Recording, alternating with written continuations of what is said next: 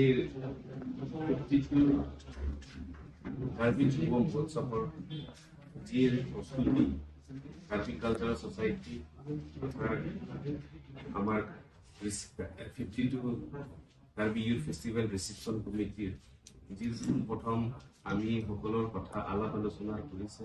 এই আলোচনাৰ কৰাৰ মতে আমি এই বছৰ আমি কি কাম কৰিম সাব কমিটি ফৰ্ম কৰা হৈছে আৰু সাব কমিটিয়ে সকলোৰে দায়িত্ববিলাক পালন কৰিছে।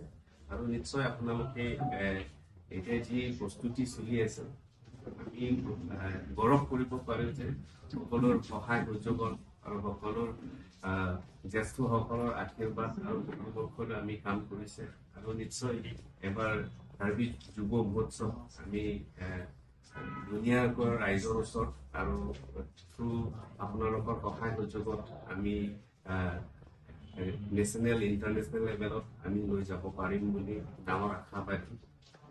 আৰু নিশ্চয় আমি প্লেনিং কৰিছোঁ। এই প্লেনিং মতে আমি চব যিসকলে ইয়াত জ্যেষ্ঠসকল আছে সিহঁতৰ লগত কিছু কথা আমি আলোচনা কৰিছে। আলোচনা কৰাৰ পিছত কিছুমান সমস্যাবিলাক আমি দেখিছোঁ, কিন্তু এই সমস্যাবিলাক সমাধান হৈছে।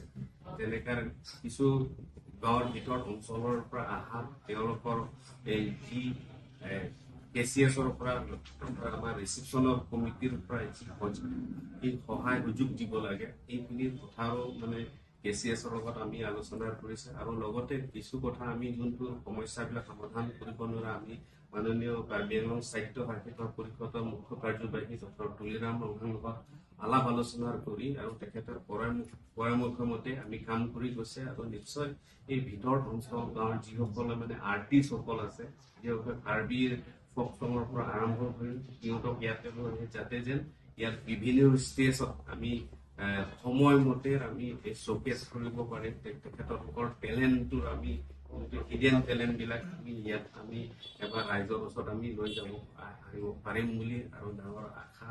আৰু নিশ্চয় আপোনালোকৰ মিডিয়াৰ সহায় সুযোগ পালে আৰু নিশ্চয় আমি কিছু লেভেলত আমি লৈ যাব পাৰিছোঁ।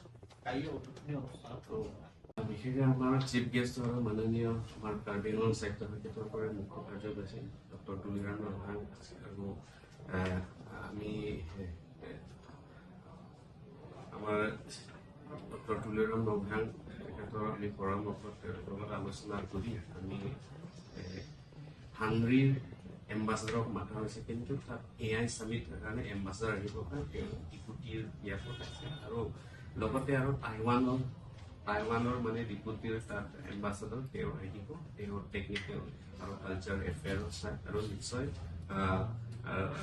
ইয়াত কাৰ্বি কালচাৰেল ছ'চাইটিৰ পৰা যি গেষ্ট আমি সকলোকে নিমন্ত্ৰণ দিছে, সকলোৱে মানে কনফাৰ্মেশ্যন দিছে তেওঁলোকে নেপালৰ পৰা।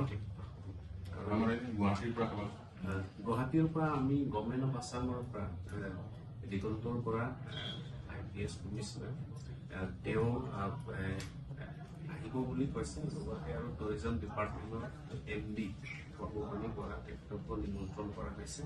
আৰু নিশ্চয় তেওঁলোকে এদিনা মই নিজেই তেওঁলোকৰ আলোচনা কৰিছে, তেওঁলোকে আহিব বুলি। এবাৰ বিশেষ কিবা কাৰ্যসূচী গ্ৰহণ কৰা হৈছে নেকি? বিশেষ ড্ৰামা কিবা এটা হৈছে?